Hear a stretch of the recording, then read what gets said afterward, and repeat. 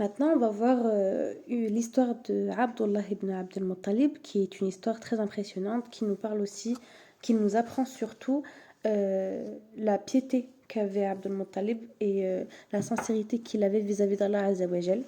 Abd al-Muttalib, il avait à cette époque-là très peur de ne pas avoir d'enfants mâles, énormément, étant donné que voilà, à cette époque-là, avoir des fils pour pouvoir perpétuer sa descendance et s'aligner, c'était quelque chose de très important, tout en sachant que c'était le chef de tribu, le chef de Quraysh, le chef de Mecca. Donc forcément, avoir des hommes, des fils pour pouvoir perpétuer cette lignée est extrêmement important pour lui. Du coup, il a fait une promesse à Allah Azzawajal. Il a promis que si Allah Azzawajal lui accordait 10 garçons qui allaient vivre jusqu'à l'âge adulte pour pouvoir le soutenir et perpétuer sa lignée, il sacrifierait l'un d'eux. Abdul Muttalib, il a eu 13 enfants. 13 enfants et le 13e, le petit dernier, a été Abdullah. Abdullah qui, arrivé à un certain âge, a failli subir un sacrifice de la part de son père, étant donné que son père a fait une promesse à Allah Azzawajal. Avant de parler de ça, on va parler d'une ru'ya, d'un rêve que Abdul Muttalib a eu concernant l'eau de Zamzam. Il faut savoir que c'est cet élément déjà qui était très respecté, il faut savoir qu'il était extrêmement respecté, mais qui va encore plus provoquer le respect pour lui, de la part des mecs, quoi. Abdul Muttalib, une période, il va avoir énormément de rêves, un rêve plutôt qui va se répéter énormément de fois, où il va voir un endroit très précis entre deux statues du coup d'idoles, où il va entendre une voix qui va comprendre étant une voix divine, qui va lui dire qu'il faut qu'il creuse à cet endroit-là, qu'il creuse et qu'il trouvera une source.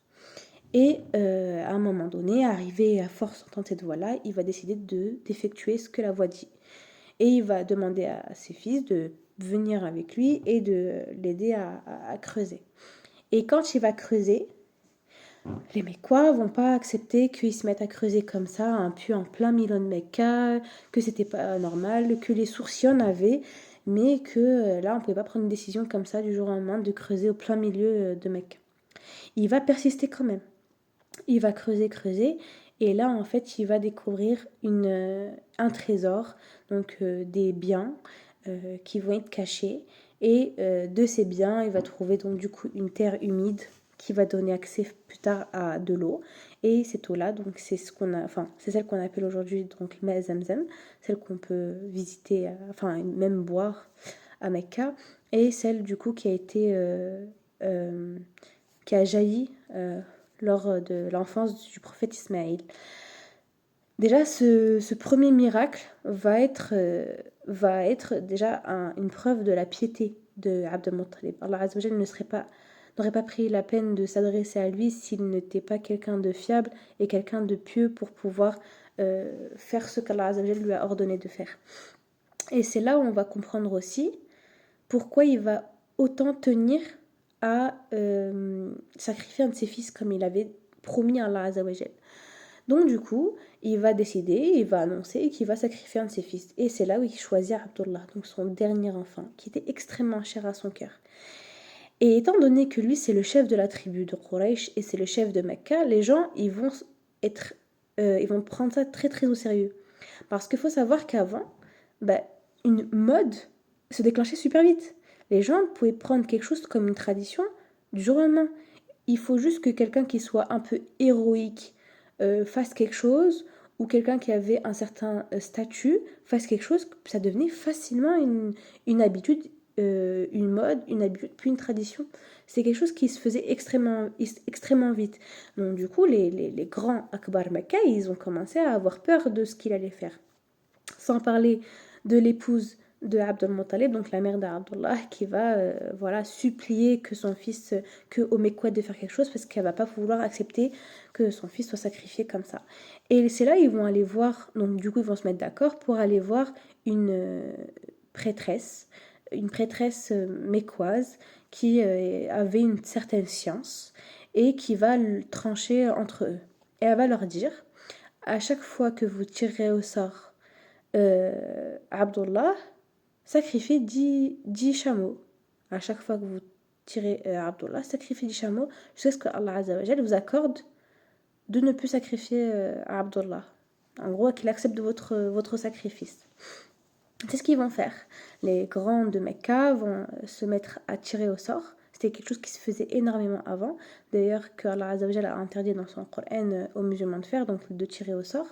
Parce qu'avant, les gens, quand ils voulaient prendre des décisions importantes, ou même juste, voilà, je sais pas si je dois aller à droite ou si je dois aller à gauche, qu'est-ce que je fais? Je tire au sort. Et si je tire au sort qu'il faut que j'aille à gauche, j'irai à gauche. Et ils considéraient que ça comme des réponses d'Allah Azza wa Jal à leurs demandes. Et c'est ce qu'ils font. Ils se mettent à tirer au sort et à chaque fois qu'ils tirent au sort Abdullah, ils décident de sacrifier 10 chameaux. Et ça a duré jusqu'à ce qu'ils sacrifient 100 chameaux et c'est là où ils vont tirer donc, du coup les chameaux. Et c'est là où ils vont comprendre que voilà, Allah Azza wa Jalla a accepté leur sacrifice et même tellement Abdul Muttalib il va vouloir être sûr qu'Allah Azza wa Jalla a accepté, il va rajouter encore 3 tirs pour voir si vraiment la flèche qui a été tirée était bien la flèche qui garantissait que ça y est, il pouvait épargner son fils. Et c'est là où Abdullah va être épargné et du coup il pourra reprendre sa vie normalement. Il va reprendre sa vie normalement, il va épouser bien plus tard une femme qui s'appelle Amina et quelques temps après il partira en voyage à Yathrib, donc l'actuelle Médine. Et il y a une petite histoire qui se raconte concernant Abdullah, c'est qu'avant de se marier, Abdullah, il avait souvent une femme qui venait le demander en mariage, qui lui proposait de l'épouser. Et Abdullah refusait à chaque fois, il refusait à chaque fois. Et cette femme-là, elle parlait ouvertement du fait qu'elle voulait épouser Abdullah. Et arrivé à un certain moment, quand Abdullah s'est marié à Amina, cette femme-là, c'est Abdullah qui lui a dit alors, est-ce que tu veux toujours te marier avec moi? Elle lui dit non, je ne veux plus. Et quand on lui a posé la question de pourquoi elle ne veut plus épouser Abdullah, elle disait avant qu'il épouse Amina, il avait une lumière entre les yeux. Et à chaque fois, je voulais l'épouser pour en fait me rapprocher de cette lumière. Et quand il a épousé Amina, il me semble que Amina a dû prendre cette lumière. Et cette lumière, on peut expliquer dans certaines exégèses que ce sera, bon, du coup, entre guillemets, la semence qui va donner cette sainteté qui sera le prophète Mohammed. Et ça, c'est des exégèses, c'est des façons d'avoir interprété les choses. Moi, je relate uniquement ce que je sais. Ce n'est pas moi qui dis ça, tout simplement. Abdullah va partir du coup à Yathrib. Donc là-bas, il va partir en voyage. Et c'est sur son chemin, 2 mois avant la naissance du prophète, donc l'accouchement de sa femme Amina, qu'il va décéder sur son chemin. Et voilà. Ça sera la grande tristesse et le grand malheur de Abdul Muttalib, de ses frères et de ses sœurs aussi, et de son épouse qui va du coup accoucher d'un enfant orphelin. Et voilà, alayhi salam.